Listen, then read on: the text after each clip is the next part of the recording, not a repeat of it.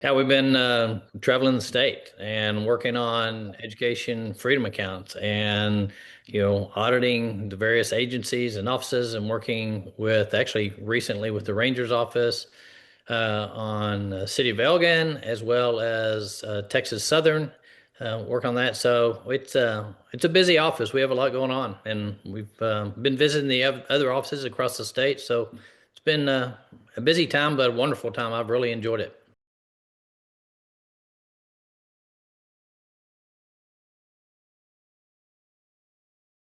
Yeah, so we've posted the rules, which is a huge leap. I mean, this is like, when I started my business from the ground up. It literally is building this entity from the ground up. We've got the rules established. Those schools interested in participating will begin registering soon, and then February 4th, we offer the largest, the grandest, and the best education freedom account in the nation on February 4th, giving parents freedom to choose the education that's best for their family and best for their child.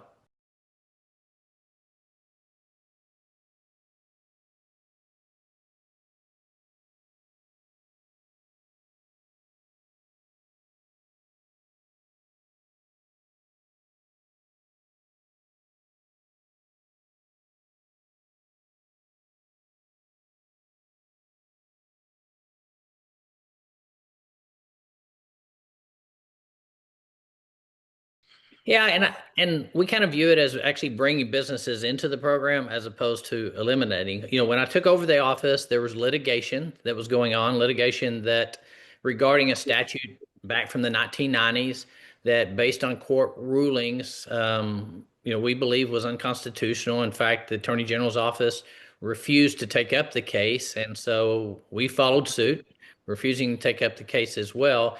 So then, once I took over the office, began work with the general counsel and attorneys to find a way to address the statute, but broaden it and get rid of the discriminatory questions within the statute. The statute is set up where it lists a bunch of different ethnicities and then women. And in 2015, the legislature added veterans to the statute, and yet it didn't include all ethnicities. And then there were two components. So it was a list of different races and a component of and must be economically disadvantaged. And, to assume somebody is economically disadvantaged simply based on race or eliminate people from having this preferential treatment in the procurement process or the contract process with the state, that's just discriminatory and doesn't abide within the Constitution. And so what we did is broadened it so that every business in the state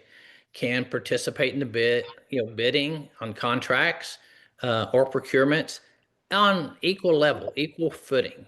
And then we took our disabled veterans, recognizing that they are certainly the heroes of the freedom we have today, and created the Heroes United for Business to assist those veterans, which there's 180 veteran businesses in the state of Texas, and assist those disabled veterans in creating essentially an incubator to help them grow and expand the business as well. So we've gotten rid of the discrimination, treating everyone equal, and gotten rid of the assumptions that, based on your skin color or ethnicity, that you're economically disadvantaged.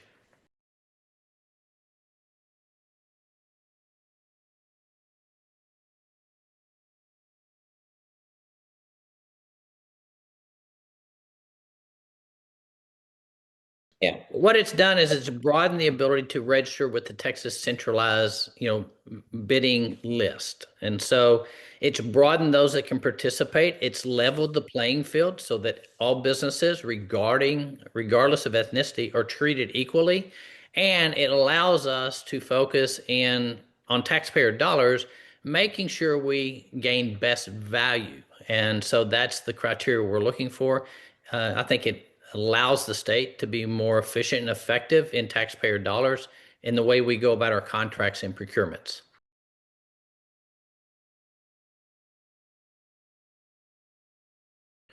So the hub, what it did is it's based on your race or ethnicity. It Yeah. gave you a preferential treatment and some certain areas because of the tracking and the criteria that we took place. And so we've just put everybody on a level playing field, broadened that, and allowed everyone to bid in at an equal level. And so we're treating everybody according to the Constitution in an equal fashion, regardless of race or skin color.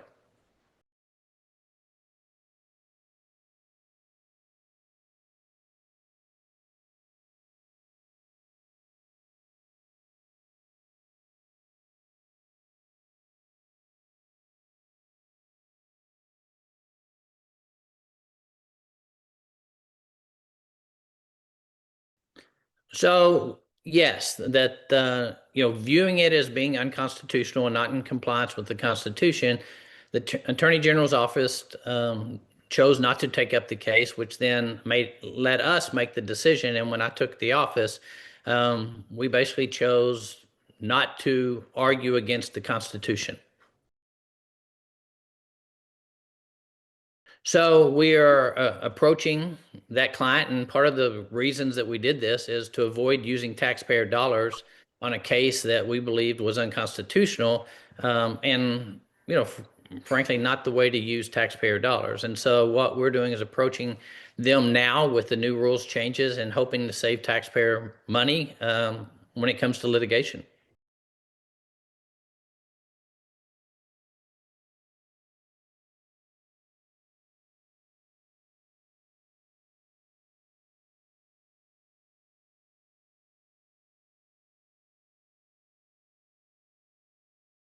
Yeah, it's basically we were looking at the statute from the 1990s and working with general counsel and our legal team to make sure that the revisions that we did were in compliance with the statute, but were not in conflict with the Constitution itself. And so that's why we needed to kind of a pause until we could address that issue to make sure that we have something that's constitutional, and literally all we did is took away the discriminatory factors within the statute.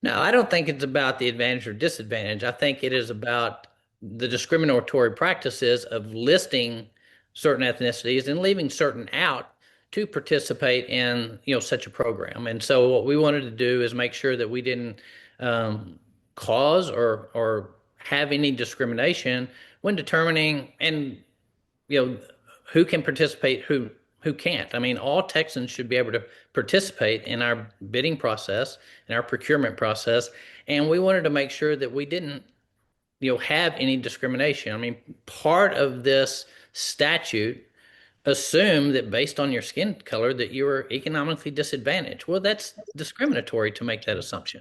And we had no other criteria when I asked the question is, how do we conduct this and how do we confirm the economic disadvantage? And so we just wanted to make sure we took out on both sides of it any discriminatory issues and treating all Texans the same.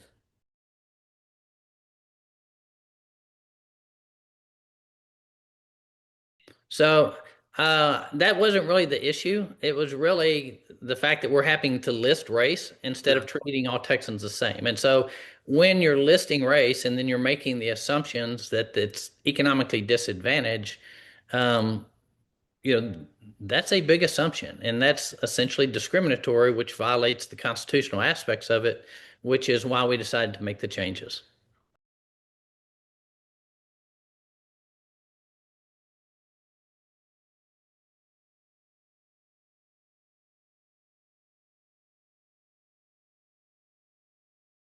Oh, absolutely. In fact, that's what we think will happen is that procurement process and that bidding list. I think we'll see additional people join and participate and realize that, hey, which 99.8% of the businesses in Texas are small businesses, Mhm. I can have an opportunity just like everybody else.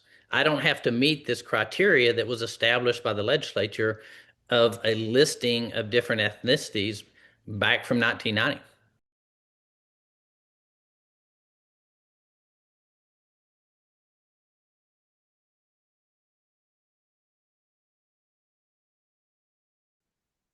Yes, you don't have to, but you were set aside based on your race or ethnicity to participate in this program, and it was measured. And so you had these goals and objectives that did provide some preferential treatment for this program purely based on race. And, that's just not where we are based on legal cases that have come through lately and the desire to abide by the Constitution and making sure that all races, all individuals are treated equally.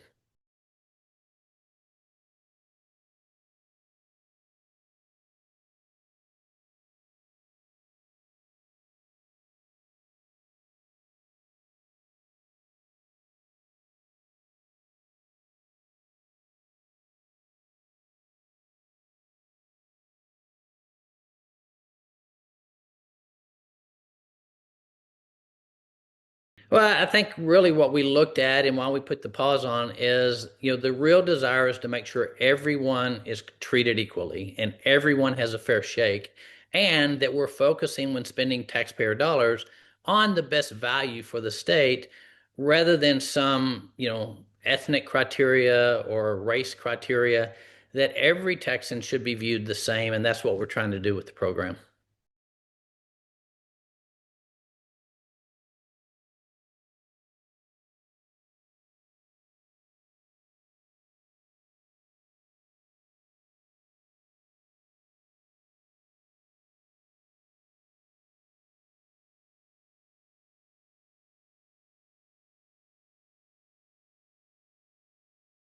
Correct. And Okay. so, this allowed us to address um, the legal issues that we had without spending taxpayer dollars to address it, to buy us time to walk through the process.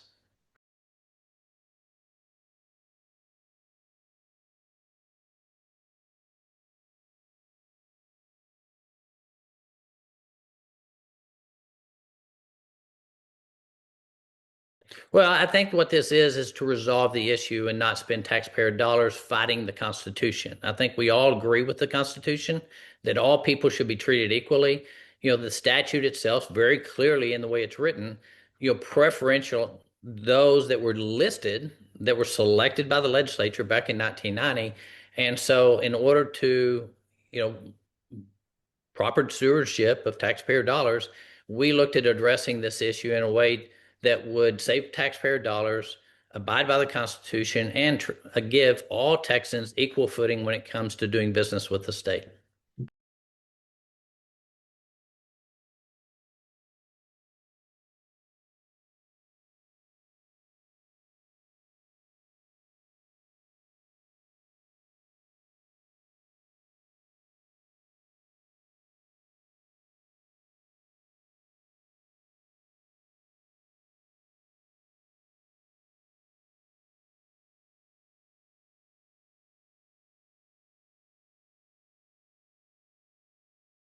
I think the Constitution, and I too have had uh, conversations with Senator West, and he understands as an attorney kind of where we are. And so, it's been very cordial conversations. And what we're doing is looking at the Constitution, agreeing with the Constitution, and that's why we made the decisions that we've made.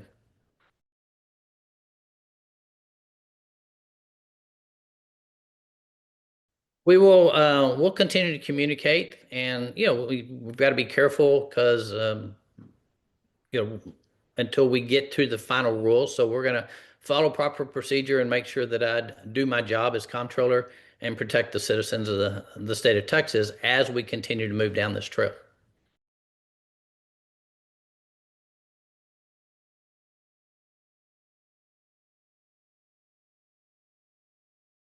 So we're already doing that and contacting all the individuals, and we've sent out notifications and are communicating with them, answering their questions.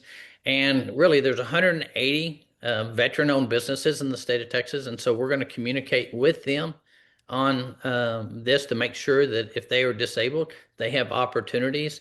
And so we look forward to, they are the heroes that have given us the freedom that we have today, and so. Uh, establishing the Heroes United for Business, we look forward to advancing opportunities for veterans across the state of Texas.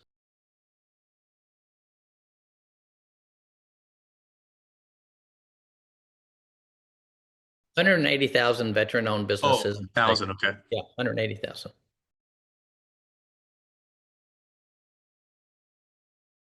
Yeah. How do you define that?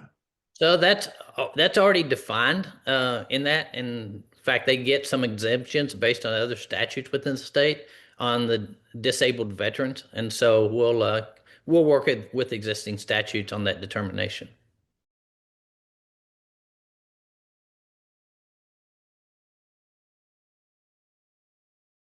Well, we hope not, because I think everybody agrees with the Constitution and that all people should be treated equally. So, we'll go through the process. We'll establish uh, the rules as well as we walk through this. So we've got a few more days on within the emergency guidelines, and we'll walk through the others, and we'll see where we go.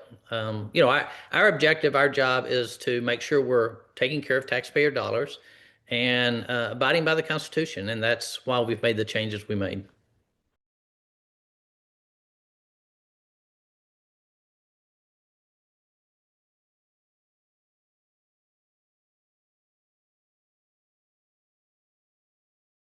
That was a concern with the litigation that was originally filed. And so we did recognize when you list ethnicities and you list races, there's a likelihood that, and the legislation did not include everyone. And the Constitution allows us and it requires us to treat all people equally. And we certainly want to do that in the state of Texas.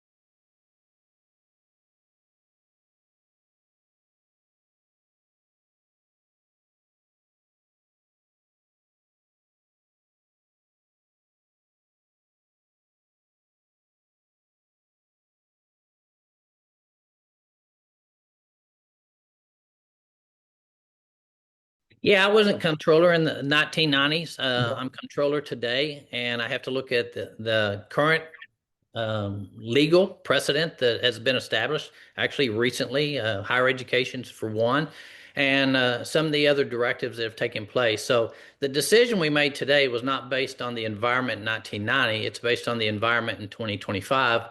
And there's a real desire that we abide by the Constitution and that we treat all Texans equally.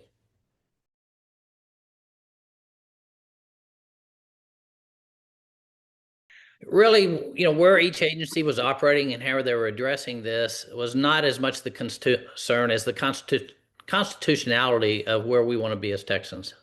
Okay.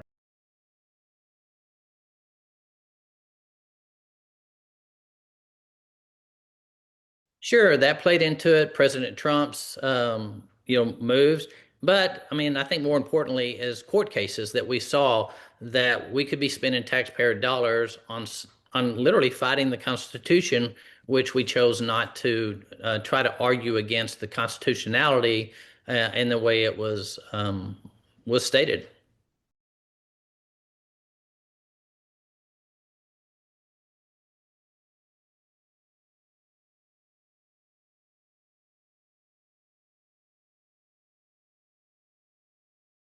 Yeah, we've got a lot we have going on controller's office. And so, we've got grants that we've given to rural law enforcement. We have grants we'll be passing out on law enforcement as well regarding immigration coming in January. We got the education freedom accounts going on. We have our new tech stats. We have our new financial system that's up and running. So, in the last 160 days, we've accomplished a great deal in the office and look forward to continuing that in the future.